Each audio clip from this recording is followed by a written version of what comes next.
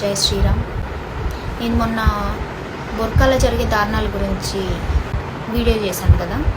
So ఆ video చూసినాక చాలామందికి మండిపోయింది, కాలిపోయింది.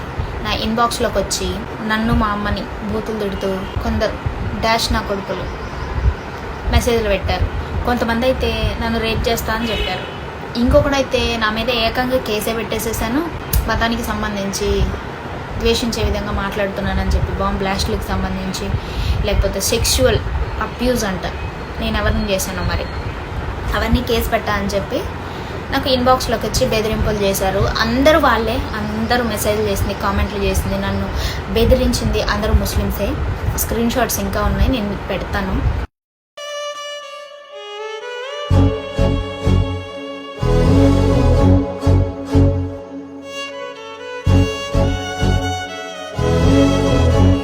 ఇప్పుడు కావాలని నన్ను టార్గెట్ చేసి ఈ వీడియో చేసినందుకు గాను కావాలని 100 మందికి పైగే నన్ను అన్ఫాలోలు కొట్టించారు. ఒక్క నిజం మాట్లాడినందుకే అంతమంది కలిసి భయపడిపోయి నన్ను అన్ఫాలోలు చేసి నా ఫాలోవర్స్ని తగ్గించేసి, లేదా నా అకౌంట్ని ఏదో చేసేపియాలి అది ఇది అని రకరకాల ప్రయత్నాలు చేస్తున్నారు, జరుగుతున్నాయి. నాది 49,000, ఇంకా ఒకరో ఇద్దరు వస్తే ఇంకా 49,000, ఒక 100 ఫాలోవర్స్ ఉండేటోళ్ళు ఇప్పుడు దాదాపు ఒక 200 మంది అన్ఫాలో చేశారు. అది పర్టికులర్గా ఒక వర్గం వాళ్ళు కావాలని మూకుమ్మడిగా చేయించారు, అది నాకు తెలుసు. నా అకౌంట్ కావాలని అందరూ అన్ఫాలోలు కొట్టేస్తున్నారు అంటే భయపడ్డారు. 100 మంది వచ్చి ఒక్కరి మీదే తిరగబడుతున్నారు అంటే అప్పుడే మనం గెలిచినట్టు. అన్యాయాన్ని ప్రశ్నించిన వాడు కూడా అన్యాయం చేసినట్టే, వాడి పాపంలో వీడు కూడా పాలు పంచుకున్నట్టే. అది ఏ జాతి వాడైనా సరే, నీకు నోరుంది మాట్లాడడానికి, అడగడానికి, తిరిగి మాట్లాడడానికి, ప్రశ్నించడానికి. నీకు అన్యాయం చేస్తే మూసుకొని కూర్చొని అడగడానికి కాదు. ఇప్పుడు అందరూ కలిసి నా అకౌంట్ని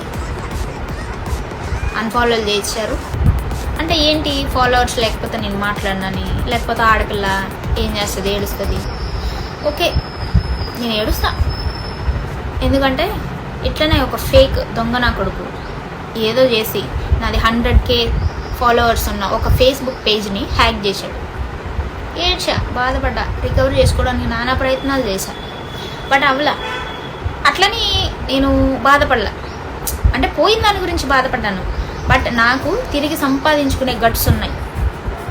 మళ్ళీ మొదలుపెట్టా, మళ్ళీ ఫేస్బుక్ పేజ్ 0 నుంచి మొదలుపెట్టా.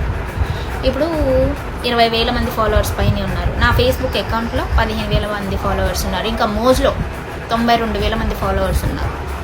యూట్యూబ్లో దాదాపు 3,500-4,000 మంది సబ్స్క్రైబర్స్ ఉన్నారు. ఏం చేస్తావు?